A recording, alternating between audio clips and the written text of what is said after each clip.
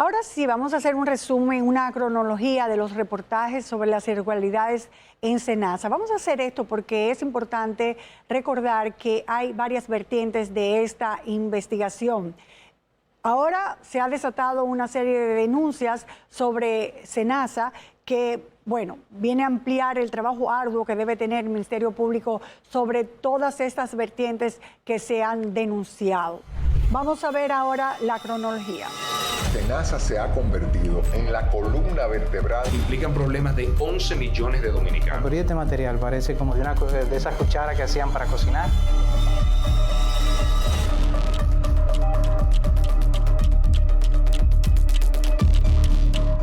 Comenzamos con lo que se estableció en el primer reportaje, un déficit que aún no se ha determinado de manera exacta, pero según estimaciones va desde 5.000 millones hasta 21.000 millones de pesos en SENASA.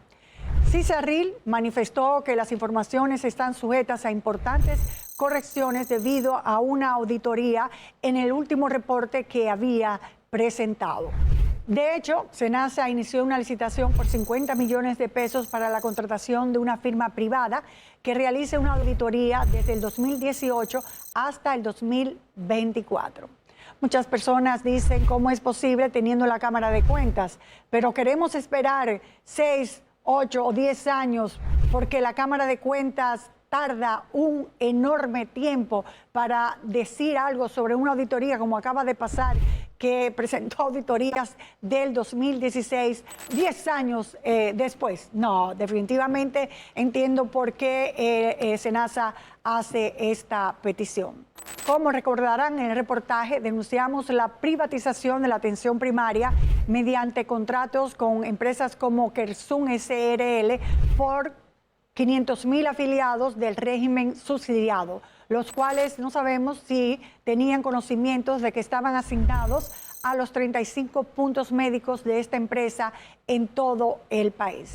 El precio fijo era 130 pesos, equivalente a 65 millones mensuales, 780 millones al año, porque era capitado, es decir, que recibían ese pago haya o no haya servicios, violando así todos los principios de la atención primaria.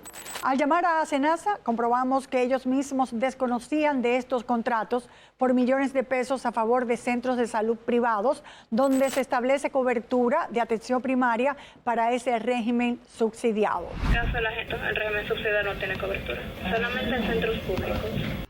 Escogimos al azar 5 de 35 puntos médicos negociados en el contrato y comprobamos la falta de especialistas y equipos, así como la tardanza en las citas. Apenas el 30 o el 35% de los 500.000 afiliados se supone que pudieran haber acudido a recibir los servicios.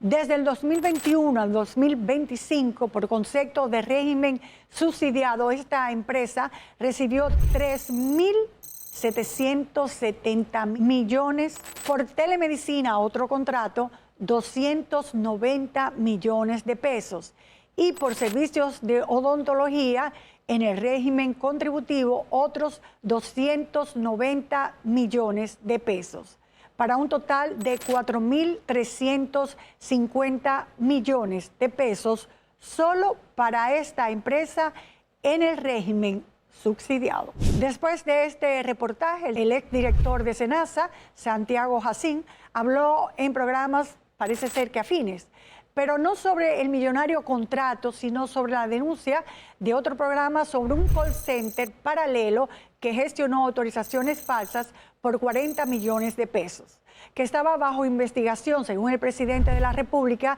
desde hacía varios meses en la Procuraduría por una denuncia puesta por el propio SENASA.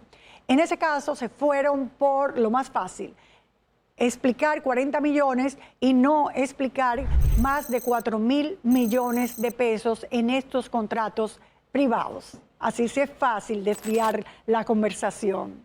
El grupo RIT reaccionó asegurando y alegando que han brindado más de 2 millones de atenciones preventivas a afiliados del régimen subsidiado, contribuyendo a descongestionar hospitales.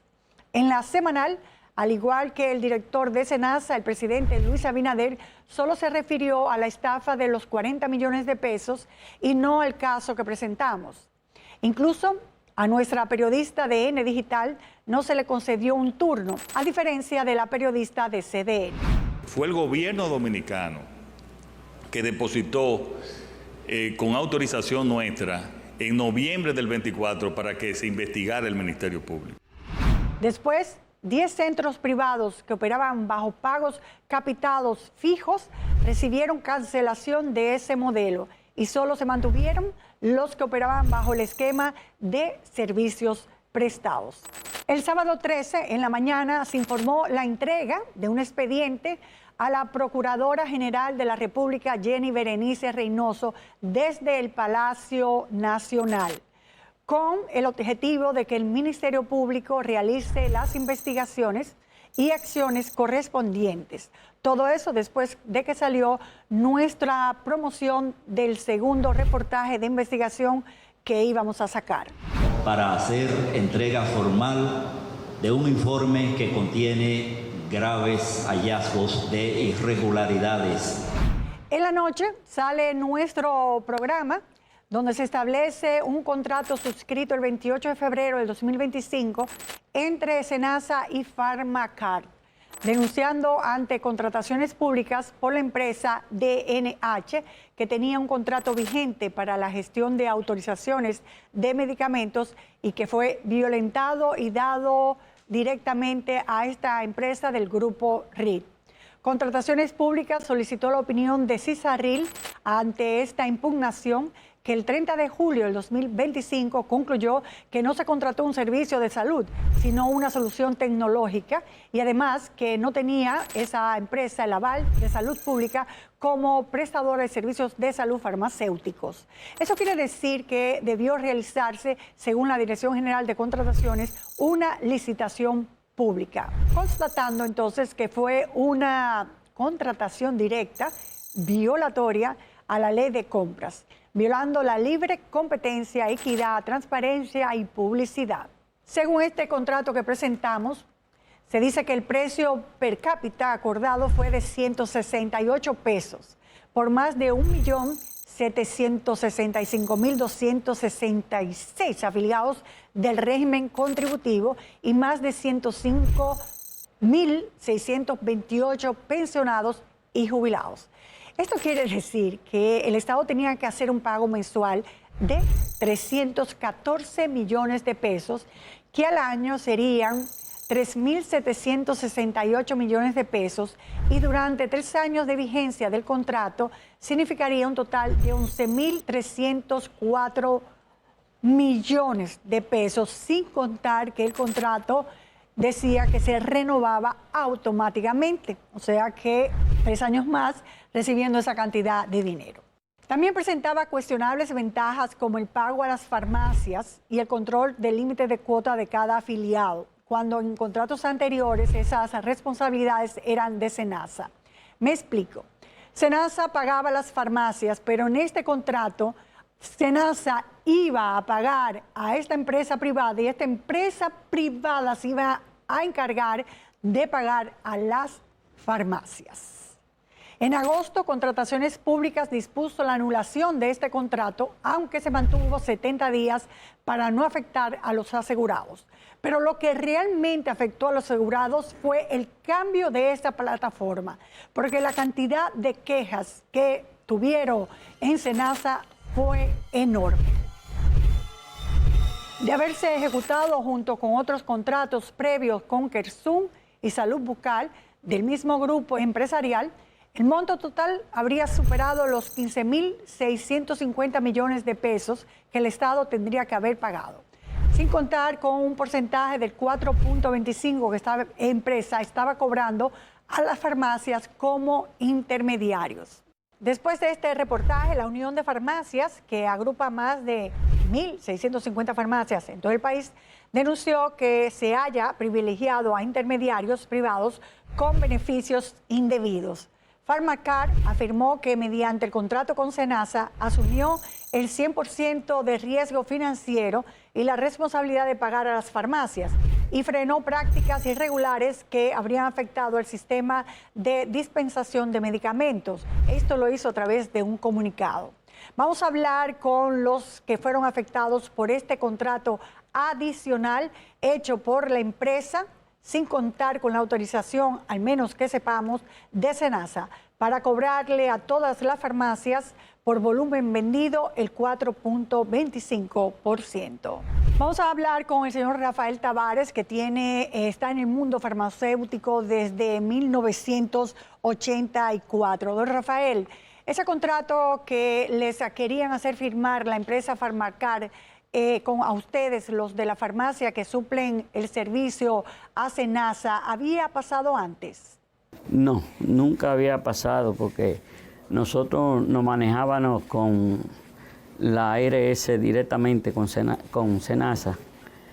Nos manejábamos directamente y todo fluía muy bien, muy fácil. ¿Todos aceptaron el contrato o algunas farmacias se negaron? No, la mayoría firmaron el contrato porque entendía que era una forma de tener más clientes. Tengo entendido que ustedes firmaron inicialmente un contrato con SENASA, no con esta empresa.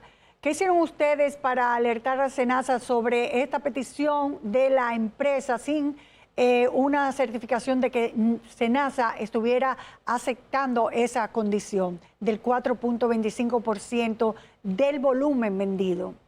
Sí, es cierto. Nosotros firmamos un contrato directamente con SENASA. Hicimos gestiones de que eso no podía ser, que ahora nos estaban cobrando un 4%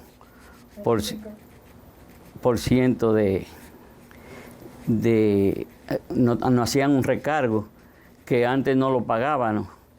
Ellos se sorprendieron, dijeron que ellos no sabían que eso estaba sucediendo, pero eso se quedó ahí.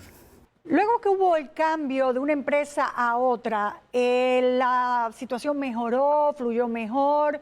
¿Qué pasó? No, se convirtió en un caos, porque parece que Pharmacar no estaba debidamente preparada para un flujo de tantos clientes como el que tiene SENASA. Ahí los clientes llegaban y duraban hasta 2 horas, 3 horas, 2 horas y media, esperando que uno pudiera comunicarse con Pharmacar para poderle dar el servicio. Y a veces tumbaban el sistema porque duró demasiado tiempo para comunicarse con la plataforma de Pharmacar. Gracias, don Rafael, por habernos dado esta entrevista, y vamos a pasar a Henry Paulino, también de esta asociación farmacéutica, que desde hace más de 25 años es propietario de farmacias en el país. Buenas noches. ¿De cuánto estaríamos hablando en totalidad con este 4.25%?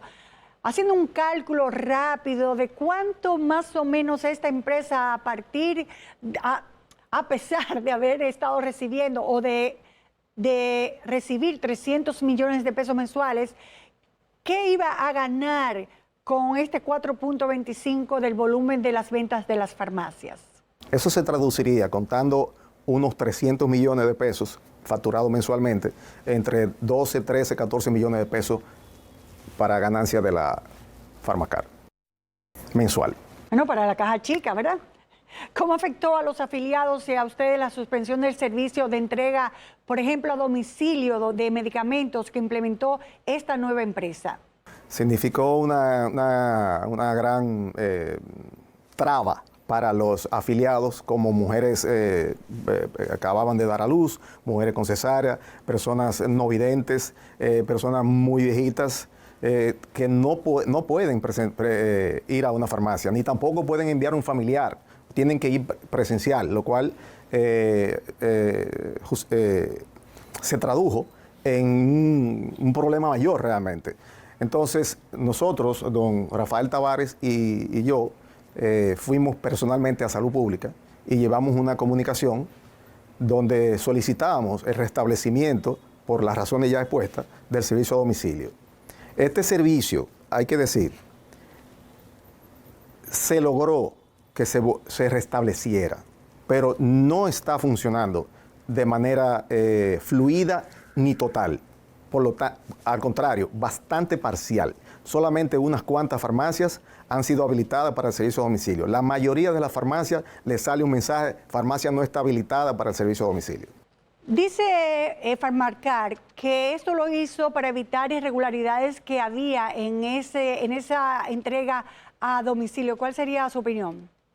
Bueno, yo entiendo que Farmacar es muy buena en buscar con una lupa cualquier detallito, pero yo creo que en este caso creo que se le ha ido la mano realmente.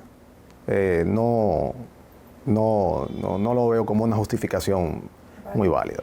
Muchas gracias a ustedes por habernos dado esta entrevista y dentro de un momento seguimos con nuestra cronología.